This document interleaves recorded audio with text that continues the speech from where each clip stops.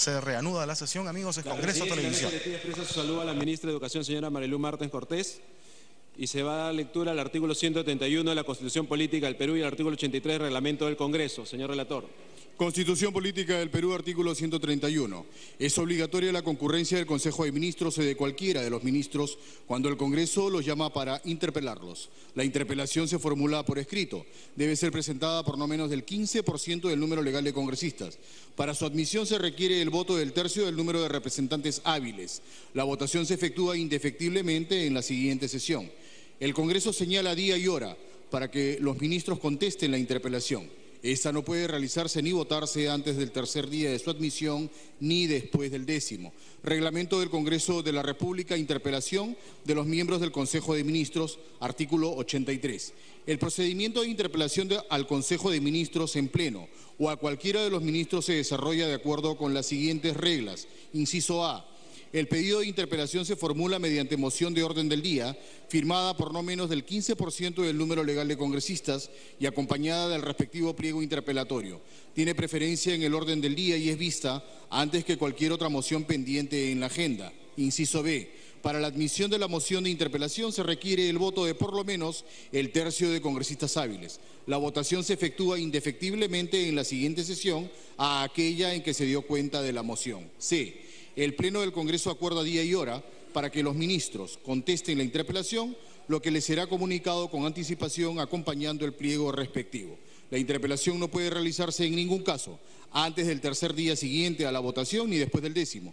Si fuera necesario, se cita para este efecto a una sesión especial. El procedimiento a seguir en la interpelación será el siguiente. El relator dará lectura a cada una de las preguntas contenidas en el pliego interpelatorio, las que inmediatamente serán respondidas por la ministra de Educación. En esta etapa no conceden interrupciones. De conformidad con lo acordado por la Junta de Portavoces, su sesión del 6 de septiembre de 2017, el tiempo para el presente debate tendrá una duración de 3 horas, distribuido proporcionalmente entre los grupos parlamentarios según la relación que se dará lectura.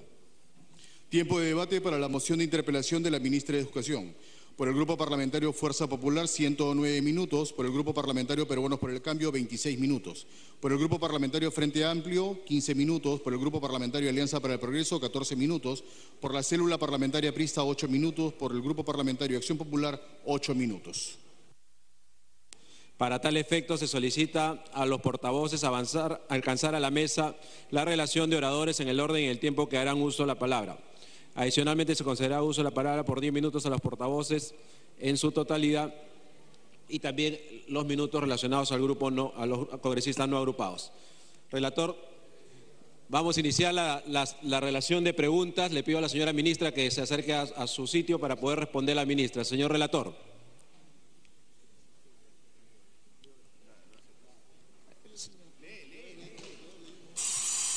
Pliego interpelatorio. A la señora ministra que se pueda acercar, por favor, para que responda el pliego interpelatorio. Señor relator. Pliego interpelatorio a la ministra de Educación, pregunta número 1.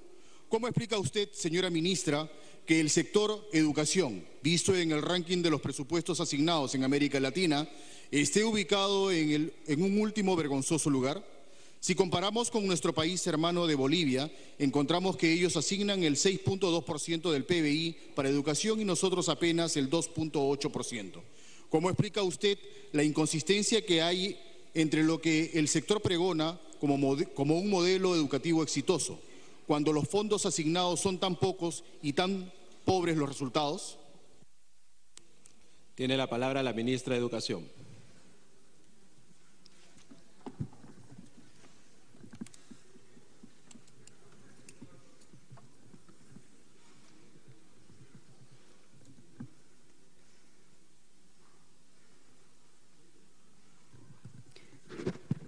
Buenos días.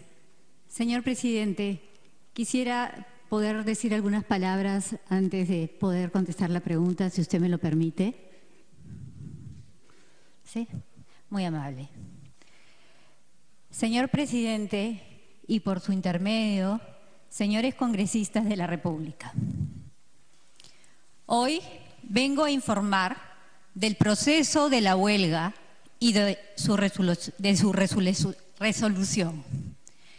y de todo el trabajo que el Ministerio de Educación realizó y continúa realizando. Vengo con la mejor disposición de brindarles toda la información para absolver dudas, tal como lo he hecho cada vez que he sido invitada a diversas comisiones del Congreso. La huelga magisterial terminó y nuestros estudiantes están nuevamente en las aulas. Pusimos especial atención a escuchar a nuestros docentes y a trabajar con ellos para atender sus pedidos cuando estos eran justos. Así, hemos logrado mejoras salariales y el reconocimiento de beneficios importantes para revalorizar la carrera docente. Pero también tuvimos que ser firmes cuando la intención de la huelga dejó de ser el bienestar del docente y los pedidos pretendían acabar con la meritocracia y, por lo tanto, ir en contra de una educación de calidad.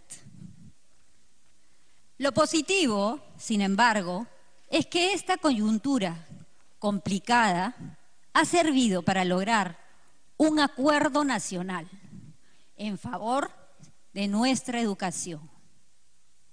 A pesar de las diferencias políticas que siempre existirán, todos estamos de acuerdo en que las evaluaciones de los docentes son necesarias para asegurar que nuestros estudiantes estén recibiendo una educación de calidad. No hay marcha atrás en la meritocracia, y así también lo creen 8 de cada 10 peruanos. En este proceso reconocemos y resaltamos el rol importante que cumplieron los congresistas. Por ello, antes que nada, quiero extenderles el agradecimiento del presidente de la República, de los que trabajamos en el sector educación, y el agradecimiento de las niñas, niños y jóvenes que han podido volver a sus clases, y el agradecimiento del país para ustedes. Sin duda, la duración de la huelga ha generado costos, de los cuales el principal ha sido la suspensión del servicio para nuestras niñas y niños. En la región que más se extendió, llegó a 32 días efectivos de clase. Aunque la planificación para la recuperación de clases avanza a paso firme y se recuperarán todas las horas de clase perdidas en tiempo y calidad, todos hubiésemos querido que la huelga se solucionara antes. En retrospectiva, siempre será más fácil analizar las cosas y pensar que tal o cual decisión hubiera sido mejor. Pero tengan la seguridad que en el Ministerio de Educación cada decisión se tomó poniendo el bienestar de nuestros estudiantes como la prioridad central.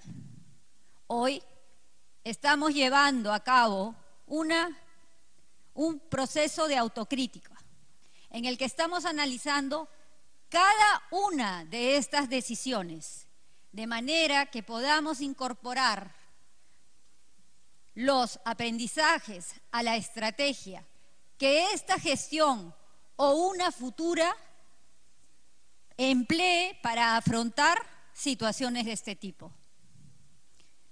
Por ejemplo, para poder garantizar la continuidad del servicio educativo, inclusive en un contexto de huelga.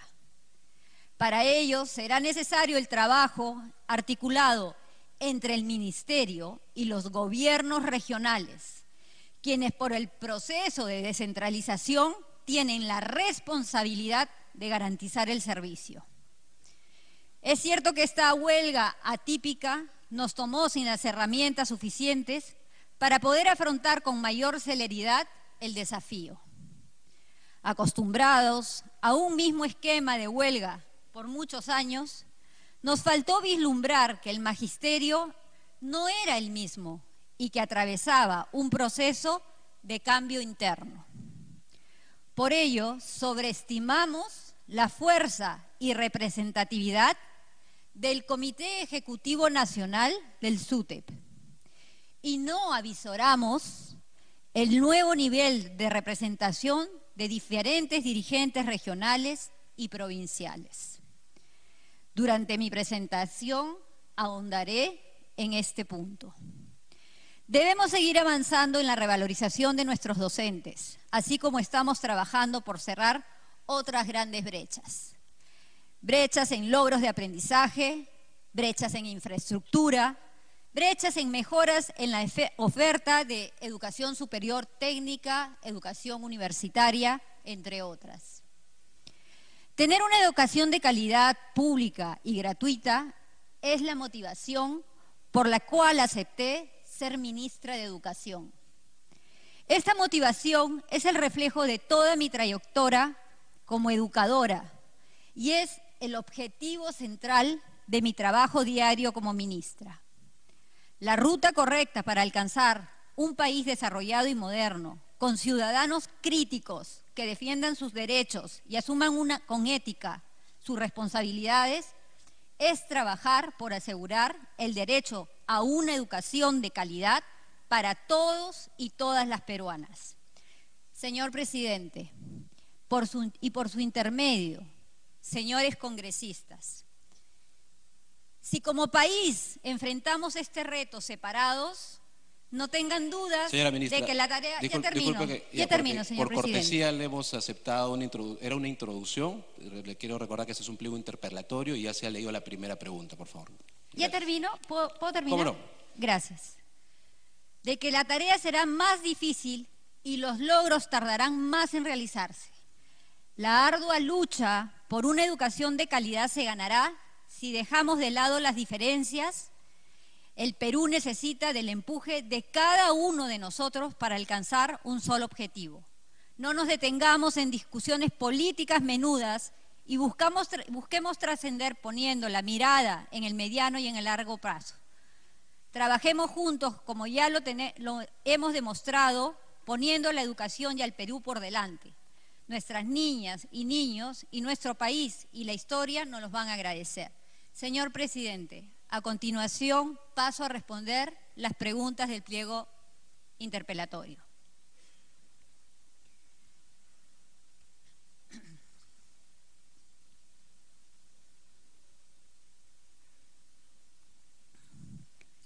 Señor presidente, como sector educación, reconocemos que a pesar de los avances, hay retos importantes que enfrentar. En relación con el presupuesto, si bien ha habido un incremento considerable y sostenido en el porcentaje del PBI que se invierte en educación, es cierto, como señalan los señores congresistas, que nos encontramos rezagados respecto de otros países de América Latina. Sin embargo, más allá de las limitaciones presupuestales, el sector tiene un compromiso y una apuesta para mejorar la calidad de la educación pública. Esta apuesta ha tenido resultados positivos en logros de aprendizaje, lo que se refleja tanto en la evaluación censal de estudiantes 2016 como en la prueba PISA 2015, que en comparación con los resultados mostrados en años anteriores en matemáticas, lecturas y ciencias, muestran mejorías que han permitido que la brecha con otros países de América Latina se haya acortado.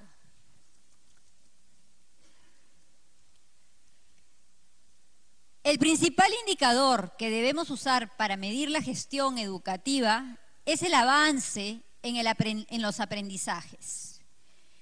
En esto, el Perú es el país que ha mostrado mayor progreso.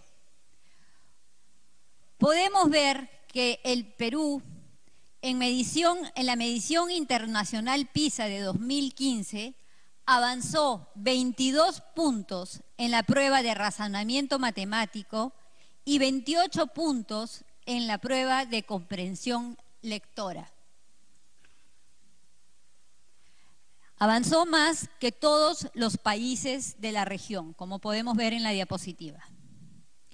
Todavía nos falta mejorar mucho más y por ello seguiremos trabajando en este objetivo.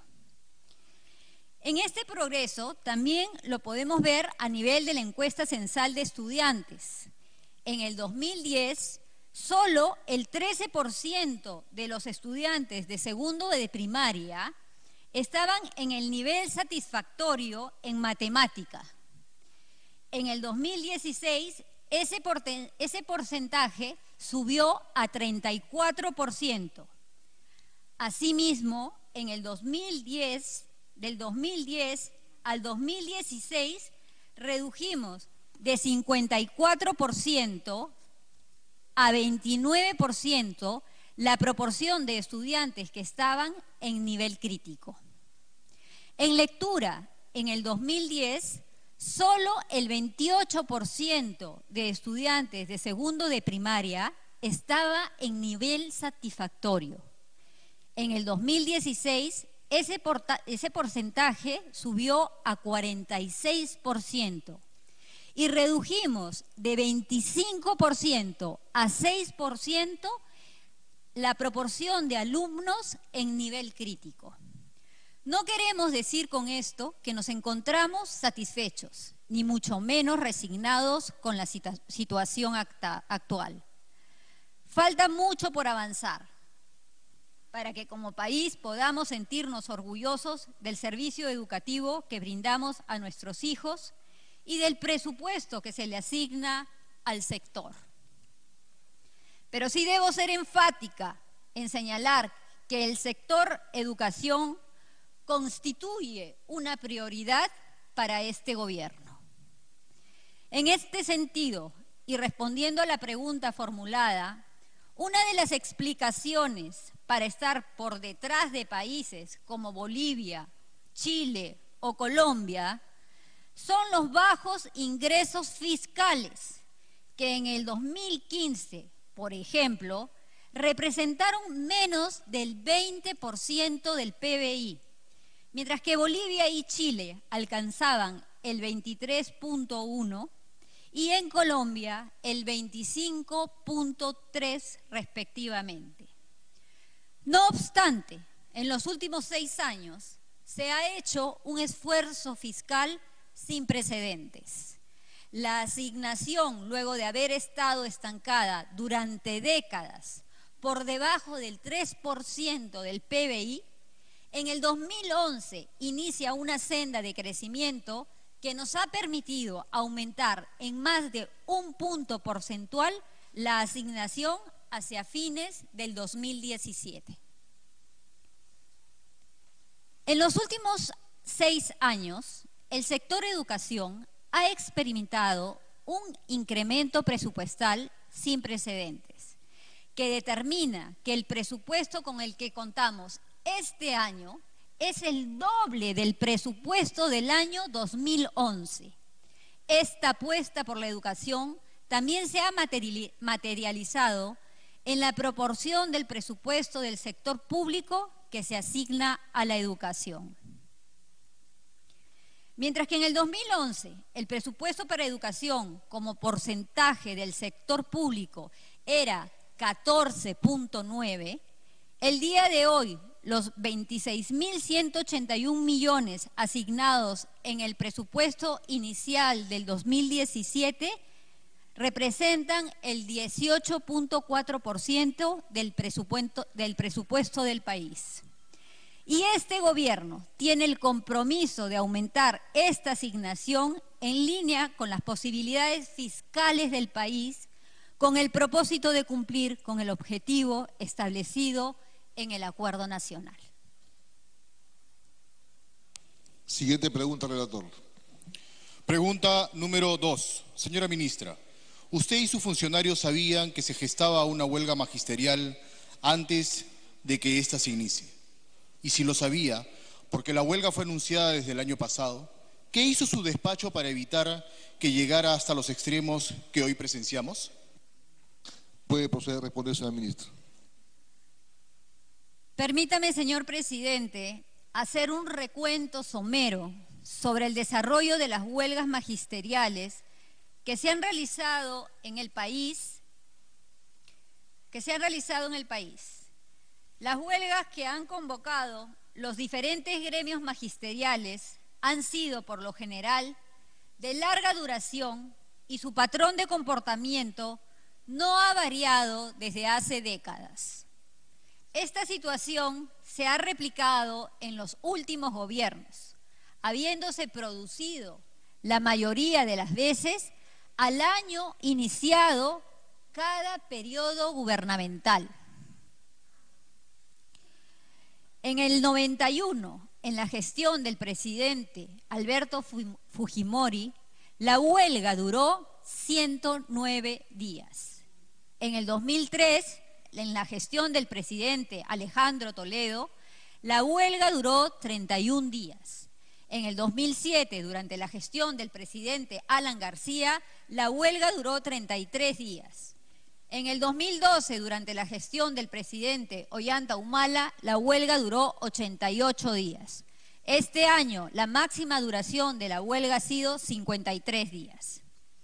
Si bien las demandas del magisterio son legítimas, y así lo hemos manifestado reiteradamente, sobre todo cuando se ha hecho referencia a la necesidad de la revalorización del docente, lo cual incluye la mejora de sus remuneraciones, debemos reconocer que históricamente las huelgas han tenido como rasgo característico expresar su oposición, entre otros aspectos, a las reformas magisteriales como políticas de Estado, aprobadas por el Congreso de la República y que al Ministerio de Educación le corresponde implementar. Estas huelgas evidenciaron además como una constante las disputas entre las diferentes facciones del sindicalismo magisterial por el control del gremio SUTEP y la derrama magisterial. Permítame, señor presidente, contextualizar el escenario sobre el cual se han producido las paralizaciones y las huelgas de los docentes de este año. Hemos enfrentado dos huelgas convocadas de manera paralela e independiente por organizaciones de docentes de alcance regional, no todas inscritas formalmente por el Registro de Organizaciones Sindicales de Servidores Públicos. Estas fueron la huelga convocada por el SUTER Cusco, que inició el 15 de junio y culminó el 9 de agosto, y la huelga del Comité de Lucha de Bases Regionales, ex-CONARE, que comenzó el 12 de julio y culminó el 2 de septiembre. Asimismo, un paro de 24 horas convocado por el CEN del SUTEP, gremio de representación nacional formalmente constituido y reconocido por el Ministerio de Trabajo y Promoción de Empleo, realizado el 13 de julio. Dichas huelgas, difuminadas en el ámbito regional, han demostrado una clara situación de fragmentación y conflicto entre las organizaciones convocantes. La disputa por la representación gremial impidió identificar a los interlocutores válidos, habiendo inclusive más de una agrupación por región. Además, los dirigentes mostraron una falta de liderazgo para la toma de decisiones porque no estaban validados por sus bases. Las huelgas también han evidenciado que sus dirigentes tenían objetivos de carácter político gremial en desmedro de la pronta solución de las demandas de los maestros, a pesar de los compromisos y mejoras establecidas por el gobierno para la valorización de la carrera docente y el aumento de las remuneraciones. Los gobiernos regionales son los responsables de la gestión educativa y de la conducción de la gestión pública regional. Por lo tanto, debieron asumir un rol más firme y decidido en el manejo del diálogo con los gremios regionales para garantizar el servicio educativo en el ámbito de su competencia. En dicho contexto, que el Ministerio ha centrado todos sus esfuerzos en viabilizar, con sujeción a la institucionalidad y normas vigentes, mecanismos de diálogo y solución para lograr la restitución del servicio educativo, reconociendo la necesidad de revalorar la carrera docente y la importancia de garantizar la calidad educativa, en estrecha y necesaria coordinación y articulación con los gobiernos regionales en su condición de actores protagónicos y exhortándolos al cumplimiento de sus funciones en salvaguarda de los estudiantes.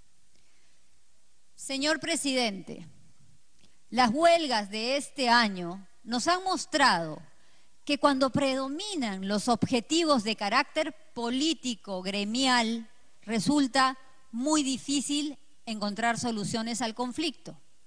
Así lo podemos advertir en el siguiente video de la reunión sostenida el 3 de agosto con el Comité de Lucha de Bases Regional, con quienes se tuvo un diálogo de más de 3 horas y en el cual el único fin de la dirigencia era obtener el reconocimiento oficial del Ministerio de Educación, a pesar que se le ofreció reiteradamente tratar y evaluar los puntos de su plataforma de pedidos, y se le explicó además que el cauce correcto para lograr el reconocimiento de su representación sindical era que lo inscribieran ante el Ministerio de Trabajo y Promoción del Empleo.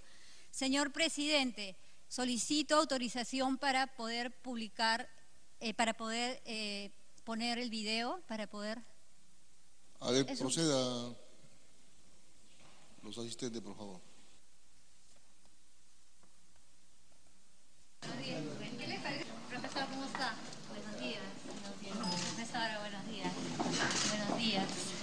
¿Cómo está? Buenos días, profesor.